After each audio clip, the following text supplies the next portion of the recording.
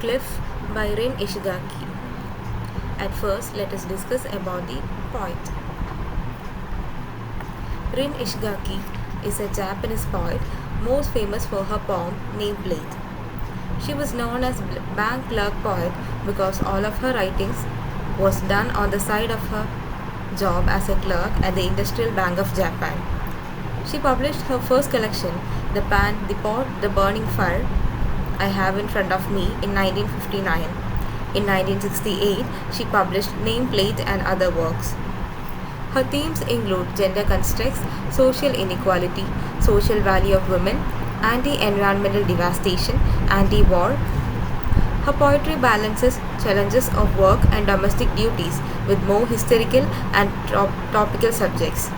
Her works include social and political poems, wistful love poems, meditations on death, aging, and the passage of time. Her poetry is renowned for its frankness and sympathy for humankind while exercising humorous social criticism. She is also unique in her frank portrayal of Japan's defeat in World War II. Next, let us read the poem. Cliff. At the end of the war, one after another, women threw themselves off a cliff top on Saipan for virtue or duty or appearances or something, pursued by flames or men. Because they had to leave, they left, a somewhere which is nowhere. The cliff always turned the women upside down. You see, not one of the women reached the ocean. Now that 15 years have passed, I wonder what has happened to those women. Summary of the poem.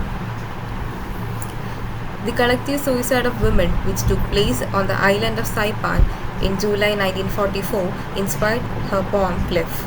Rin Ishigaki's poem Cliff provides a poignant exploration of the aftermath of war, focusing on a group of women on Saipan who, for various reasons such as virtue, duty, or societal expectations, throw themselves off a cliff top.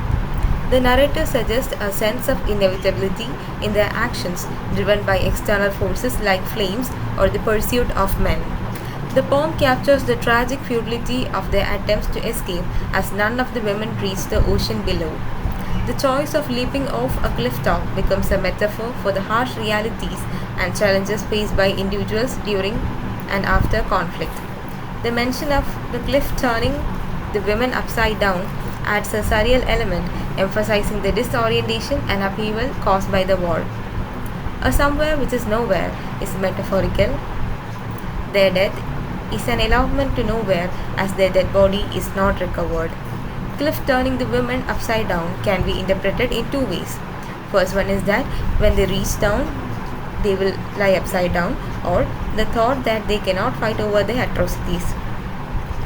15 years later, the poem invites reflection on the fate of these women, leaving the reader to ponder the lasting impact of war on individuals and society.